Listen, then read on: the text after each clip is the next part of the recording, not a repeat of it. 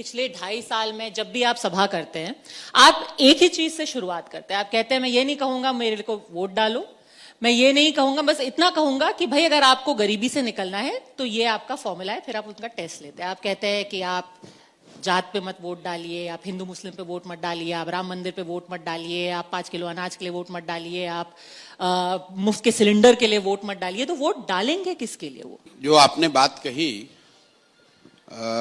सिर्फ बिहार में ही नहीं, जनरली लोकतंत्र से जो लोग जुड़े हुए हैं पूरे देश में, बहुत इंटेलिजेंट लोग भी अपना ज्यादा समय इस बात पर लगाते हैं कि वोट किसको दिया जाए। जबकि मेरी अपनी समझ ये है कि वोट किसको दिया जाए इससे ज्यादा महत्वपूर्ण है कि वोट किस बात के लिए दिया जाए।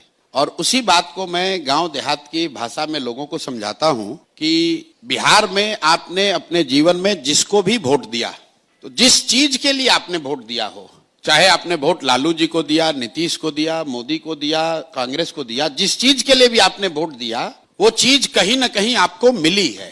ये लोगों का पहला होता है कि वोट किसको दिया जाए, किस पर भरोसा किया जाए। लोकतंत्र में इतनी अच्छी व्यवस्था है कि आपको भरोसा करने की जरूरत ही नहीं है। आप अपना विषय ठीक चुन लीजिए और जो उस समय में अच्छा, समय काल में अच्छा लगे उसको वोट दे दीजिए। ज्यादातर संभावना है कि वो काम आपका हो जाएगा। और मैं बिहार के नजरिए से गिनवाता हूं कि भाई अगर आपने 5 किलो अनाज के लिए वोट दिया है मोदी जी को, तो बिहार में चाहे किसी की सत्ता हो, बिहार में चाहे जितना भी भ्रष्टाचार हो, 4 किलो अनाज तो मिल रहा है। 1 किलो चोरी होता है, भ्रष्टाचार की भेंट चढ़ता है, लेकिन लोगों को 4 किलो अनाज मिल रहा है। लोगों ने यहां पर लालू जी को वोट दिया। लालू जी के लोग यहां आएंगे, कहेंगे कि हमको लालू जी ने यहां गरीबों को सम्मान दिया, आवाज दिया।